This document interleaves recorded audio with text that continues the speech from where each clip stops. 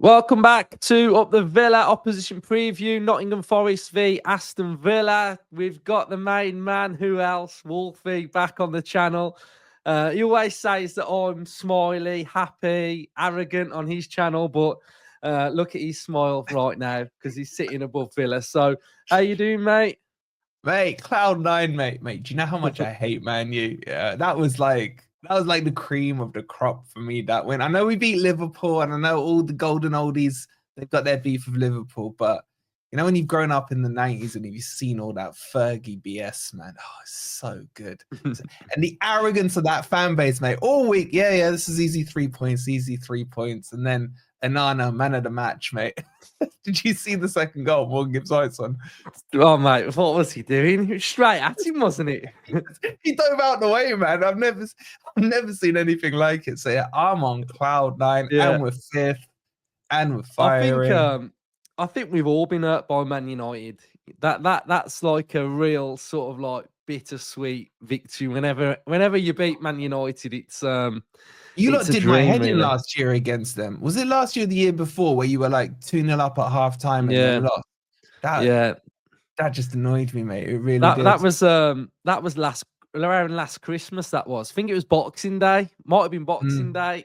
Oh, I was having a great day up until then. But yeah, and then you lot could have sacked Ten Hag earlier as well, and then you drew 0-0 this year. It's all coming back to me now. But yeah, it's just like, you know, when you grow up like down south and they're all just United fans, United and Spurs and all the Cartel 6 ones. So yeah, I don't like any of those teams, mate. I like, I do genuinely, banter aside, proper teams, Forest, Villa, Newcastle, them kind of teams, proper teams. And I'm so glad we're shaking up the league, us, you, even Bournemouth, even though I don't like them, at least I prefer them to the big six. So yeah, it's all good, man. It's all good. So your season absolutely flying. How you feeling as a Forest fan? Cloud9, mate. Honestly, in a weird way, and probably does sound arrogant, but we could be doing better. We dropped some very loose points early on against Bournemouth, the last 2-minute equalizer, I think it was. So we could add 2 points there. Wolves, we gave them 2 points at home, where they scored a worldie to equalize against us. I'm looking at that thinking 4. And then against Fulham, Nuno got the tactics wrong. He went to this weird 4-4-2, and we lost that game to a dodgy penalty. So I'm looking at it like very, very happy. But if I'm being positively negative, if that's such a phrase, I don't know. But I think Forest could be even higher than we are now. And then we've got the big scalps. We've got Liverpool away. We're still the only team to beat them this season. And of course, that scummy Man United as well. So we're playing better away from home than we are at home, which is a complete flip reversal on when we first came up and the City ground was a fortress and everything. So it's interesting. And I think I'd probably prefer it that way, because you always feel as a fan, if you're doing well away from home, eventually you'll figure out the home form and how to get it right. I'd rather it was that way around than when Cooper was in and we didn't win an away game. Well, one a season it was under him, mate. So yeah, it's really positive. Honestly, there's not many complaints. I still think we need some players in January. I think we will strengthen. I think Marinakis will now look at it and think we can push for Europe, but he will have to put his hand in his pocket, and I think he's more than willing to. But yeah, mate, loving it. I'm getting a taste of what you've had the last couple of years. I've been looking at Villa thinking, love what they're doing. But I want a bit of that. Yeah, mate, it's wicked, especially playing in Europe and watching your team and seeing different teams, and especially like some of the teams we're playing at the minute. So you've kind of touched on. Can I ask you a question on that? Can I ask you just a question on that, and the guys watching as well? Because you got scars as well, right? Just like me, we've been through the cauldron, right? Have you let go yet of that feeling that it's all going too well and there's a disaster around the corner? Or have you do you know what I'm talking about? Like, because I haven't still, and I can't. I got too many scars. We're in like a good place as a football club, like with Emery and what he's building, and the owners are pretty solid. And I think Tielemans did an interview after the game against Leipzig, and he was sort of saying that I came in based off what the ambition of the club was, and we've probably hit it a bit earlier than I expected. But that's the reason why I picked Villa, and I think it's all part of the plan. It's not sort of, it's not like a fluke one season. Like, this is what we're trying to progressive. And that's when I was on your show, Villa fans. I've been on Wolfie's channel, so go and check it out. Doing a preview, and when I watched the Marinakis sort of interview, he's sort of saying those sort of things of what he wants your club to be, and you can kind of see what he's trying to build towards. So I think if that's your aim, then you're just on a sort of like a journey to get there, really. Yeah, but I still can't let it go, mate. It's just too many bad memories. Yeah, sorry, I kind of get what you mean a little bit. Like, sometimes, like, even the game against sort of like Leipzig, when it was like 2-2, and you're thinking, oh, we're gonna lose this. Like, I kind of felt like, no, we were probably gonna have another chance. So I do get what you mean. So talk to me a little bit about Nuno's tactics, but the home and the away form, because I've spoke to you as well, and I've sort of said I see similarities between what Nuno was capable of doing at Wolves, and obviously away from home, you're doing really well. You're getting big victories, but do you kind of feel like at home you've got to play a little bit differently? Yeah, I think that's what he's struggled with a little bit. I think he's trying to play away from home at home as well, but can't get that balance because the onus is on the home team to be on the front foot and what have you, and he doesn't really want that. Nuno's tactics, just to tell the guys, it's a mid-block.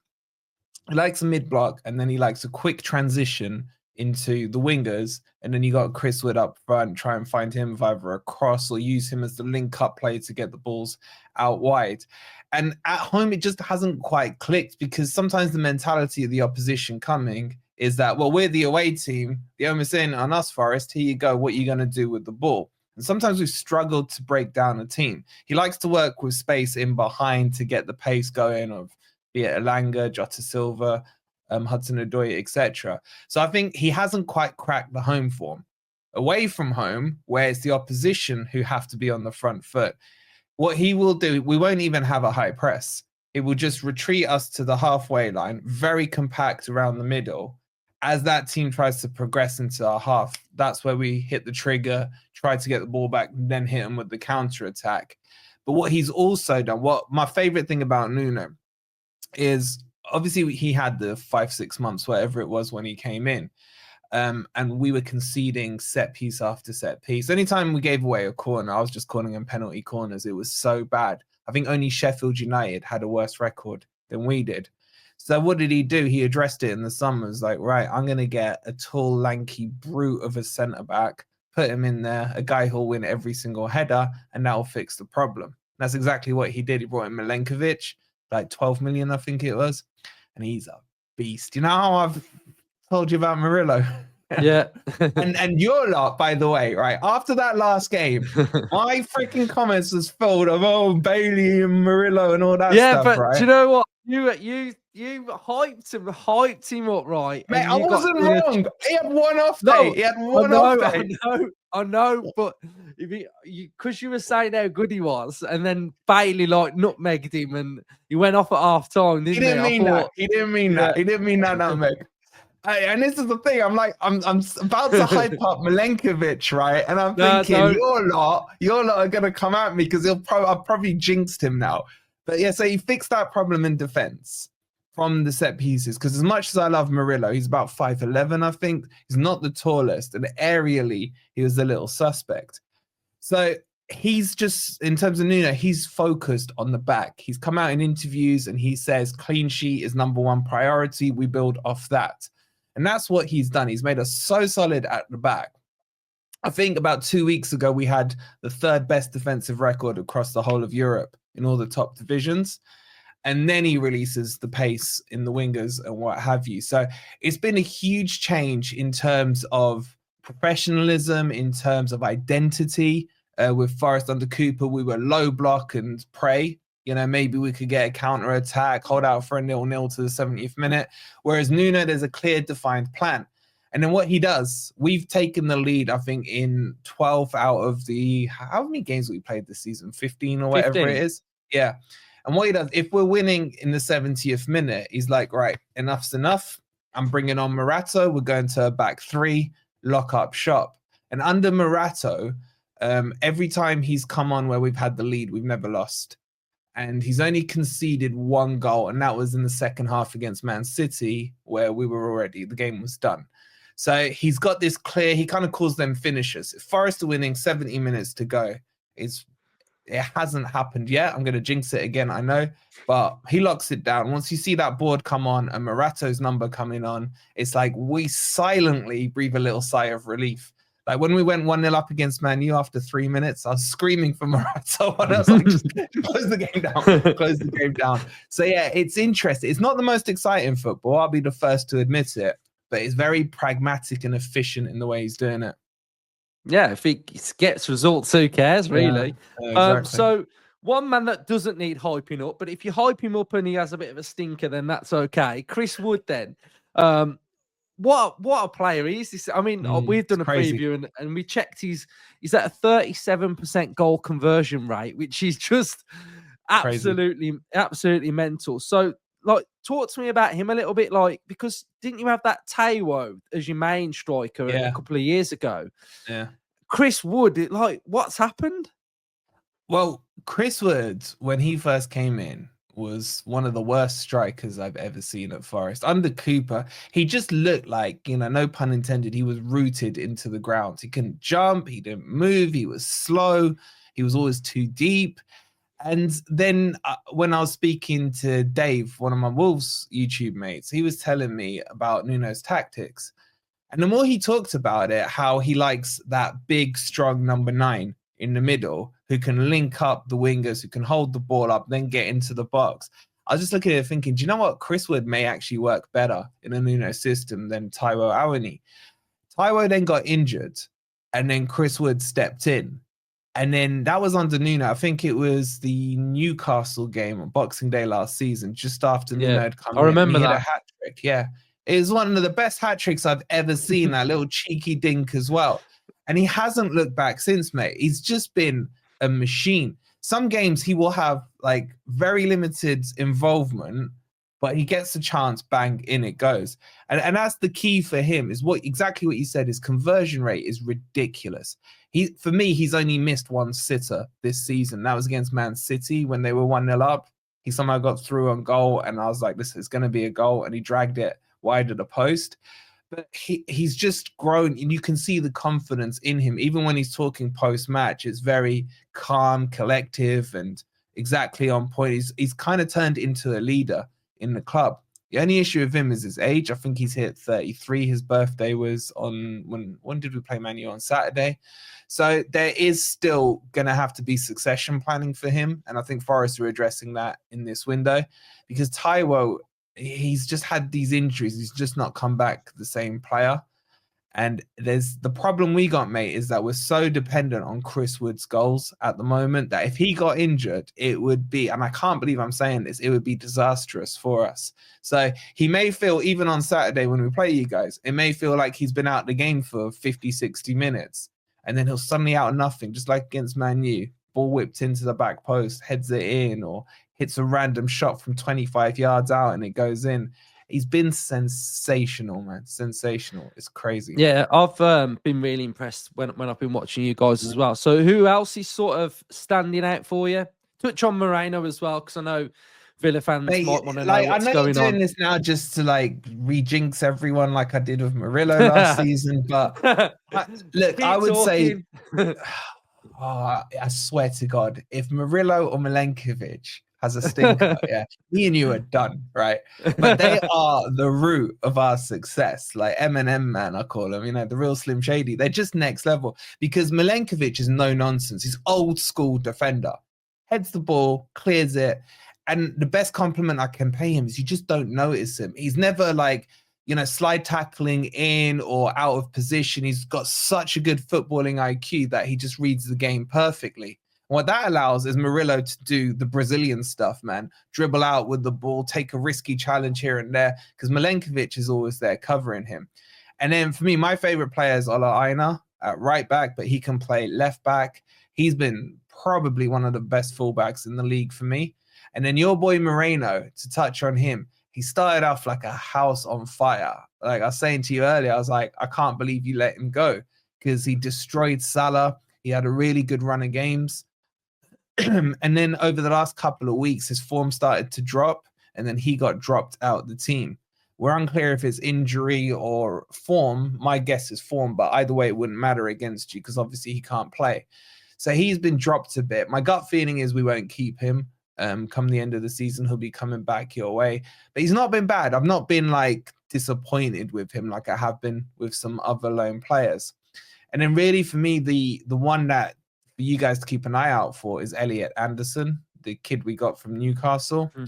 He's been really, really good. And I feel there's plenty more to come out of him. He just needs a goal just to really knock his confidence up even further. But his work rates in midfield, he can dribble. He's got a great pass. His set pieces are fantastic. He's the one attacking wise that gives me the most confidence because Morgan Gibbs-White has been floating in and out of form for me this season. And Elliot Anderson, I think his biggest problem is he can play in the 8, the 10, and on the left side, and he becomes a jack of all trades. But I just want to see him like fixed down in that 8 position. So yeah, attacking wise, Morgan Gibbs-White for me. I will say, to be balanced, our wingers have not been good the last few weeks. Hudson-Odoi's just been off it. He's not been himself since the Liverpool goal. And Elanga, I don't really rate him and never have. He's, for me, a pace merchant with low football IQ. So Jota Silva's been playing on that right-hand side, the Portuguese Grealish, as you know. So he's coming. He's been good. He's been decent. But yeah, that's our team, mate. Like, there's 2 centre-backs and what's his face? Anderson are the ones for me. Yeah, well, I spoke to you before about Jota because, like, we part own.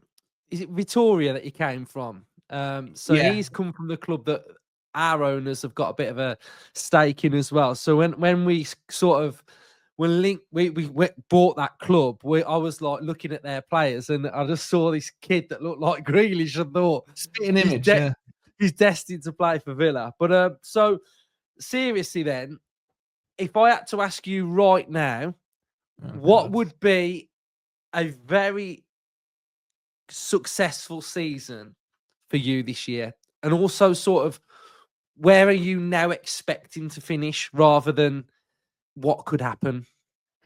It's an interesting question because at the start of the season, I called Liverpool to win the league, Chelsea 2nd, Arsenal 3rd, Man City 4th. And I got absolutely nailed for it. And guess what? That's your top 4 right now. Okay, I know it's not the end of the season. And I said Forest would finish 8th. And I got nailed for that as well. And slowly but surely, the abuse and the mockery of it, you don't get apologies. It just dies down, which basically means people are starting to agree with you. So I'm looking at it now and thinking 8th is definitely realistic. My issue is the table is just too congested at the moment. So you've seen it. If you lose a few games, you drop down to like 11th and then win 2 on the spin, you're back up fighting for the Champions League.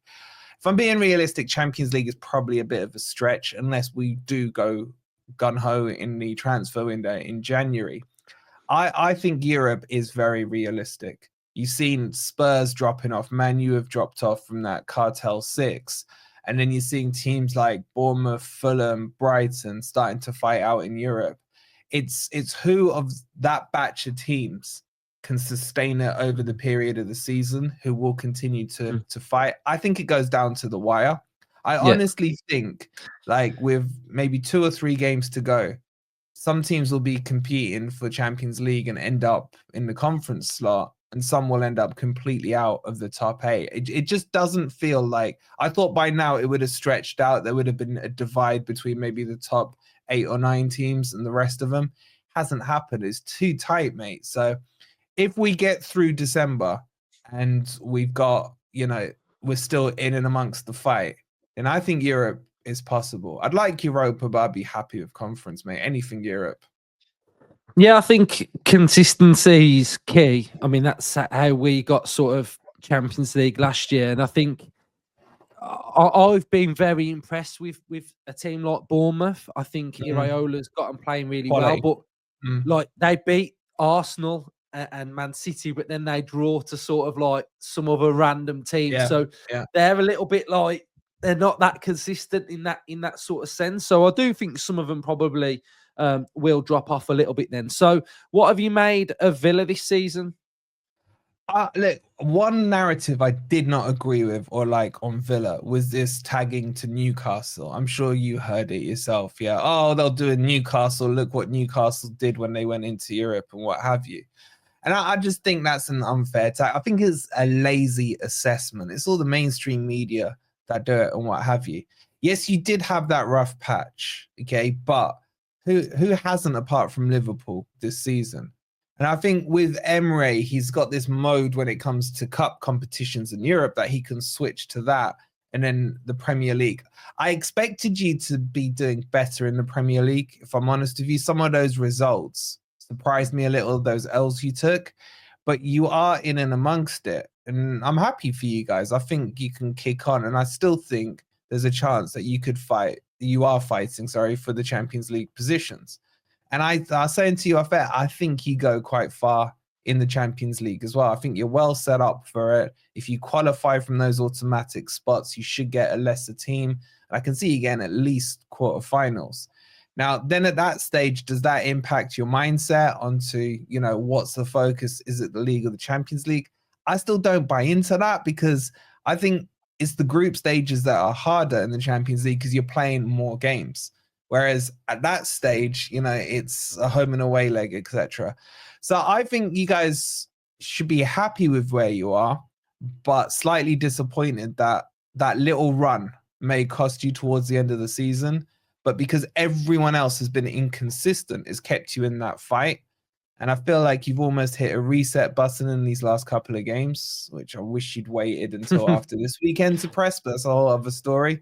But yeah, I hope you get Champions League as long as it's not at Forest expense if we're still fighting for it. Nah, fair play. Fair play. You're being nice today, mate. Is it? I am. You know what it is? Because that Newcastle narrative really did annoy me. Yeah. And I'm sure it probably annoyed you guys. But it's like, why does the punditry have to be so lazy that all they do, rather than look at how Villa are playing or how whoever's playing, they just want to put them in a box. Oh, you can go in this Newcastle box. Oh, Forest, you're fifth. No, you're out of position. Therefore, you go in this box that you're going to drop down the league. And it's like, watch the games. Watch how the teams are playing. When you watch the Villa games, it hasn't been because you've become crap overnight. There's been moments and instances in the game where you haven't managed it as well, and that's caused it. And you expect Emre to be able to fix that. It's not a long-term problem, the reason why you went on that bad run, in my opinion. It just needed some slight tweaks, and the likes of Kamara being back, you got Mings back as well now. It's these things that make an impact. It just winds me up how lazy mainstream media has become. Yeah, it's frustrating, mate. So under the lights, then 5:30 on a Saturday. It's that's a half-5 again, isn't it? It's got a bit of something about it, hasn't it?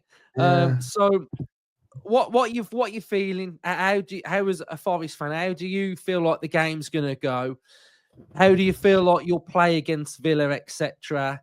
What's your thoughts?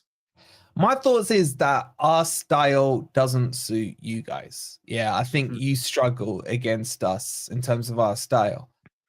I'm just not that confident believer. And I know I'm usually cocky and arrogant about things, but I don't know. I don't know, mate. This is one of the hardest ones I've been trying to call that we've played all season. If we played you 2-3 weeks ago, then I'd be feeling a bit more confident. I don't know how your performance has been post Champions League matches. Have you struggled to come back from there at all? They've been a bit iffy. I think when we played Young Boys, I think we won the next one. I think we played one before Spurs, so we lost that one. We played one after Man United, one before Man United. We drew 0-0. So it's been a bit up and down, bit like that, really. Yeah, I don't think in terms of the fact that you've been in Europe makes the difference there. I just think that one yesterday, you lot were going, especially you, mate. You were like OTT with your celebrations, like you'd won the whole thing. And I don't know if that will play into the mindset at all. And are you now at the stage where you're thinking, we're back, we've had 3 dubs in a row and what have you. So maybe you guys might be coming to this a bit too confident or more confident than had you not had the little run you're on.